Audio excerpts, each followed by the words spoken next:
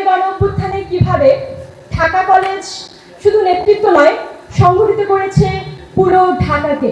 শুধু science lab এবং নীলক্ষেত জায়গাটা যদি বলি, সেক্ষেত্রে তাদের অবদানকে অনেকটা ছোট করে দেখা হয়। বসুন্ধরা থেকে শুরু করে যাত্রাবাড়ি, রায়েবাগ, শাহবাগ, টিএসসি, উত্তরা, কোন জায়গায় আসলে ঢাকা কলেজ ছিল না? আমি দেখেছি যতগুলো জায়গায় আমি জুলাইয়ের মধ্যে ছিলাম, কোনো না কোনো জায়গায় কোনো না কোনো প্রতিনিধি, কোনো না কোনো নেতৃত্ব সংগঠিত করতে দেখেছি এই ক্যাম্পাস থেকে। ঢাকা কলেজের ইতিহাস যদি আপনারা দেখেন, এইখানে শুধুমাত্র সনদ দেওয়া হয় না। আমি যতটুকু দেখেছি, আমি যতটুকু জেনেছি, এইখানে বিপ্লব তৈরি করা হয়।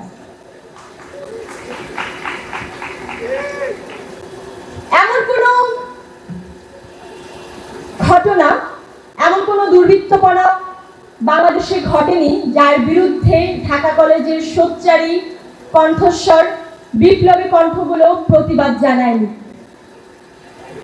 মোট কথা যদি বলি, বিপ্লবের ইতিহাসকে লিখতে হলে ঢাকা কলেজ সেই ইতিহাসের অন্যতম অংশ হয়ে যাবে।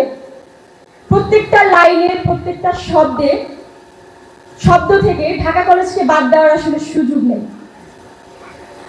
আজকে আমরা যেহেতু স্মৃতিচারণ করতে এই অনুষ্ঠানটা আয়োজন করা হয়েছে, কিছু স্মৃতিচারণ আসলে করতে চাই। 24 জুলাই গণঅভ্যুত্থানের বাংলা ব্লকের কর্মসূচির মধ্য দিয়ে আসলে আমার এই জুলাইয়ের সাথে সম্পৃক্ততা।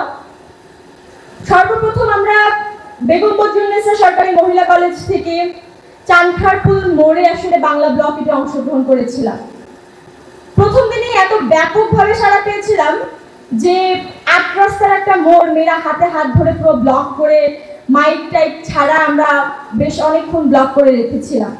পরবর্তীতে সিদ্ধান্ত হয় যে আমরা বক্সিবাজার মোড়টা ব্লক না করে আমরা চানখারপুল মোড়টাতে ব্লক করব। সেখানে আমাদের শেখ বোরহানুদ্দিন পোস্ট গ্রাজুয়েট কলেজের শিক্ষার্থীরাও ছিল এবং ঢাকা ইউনিভার্সিটির কিছু শিক্ষার্থীরা ছিল।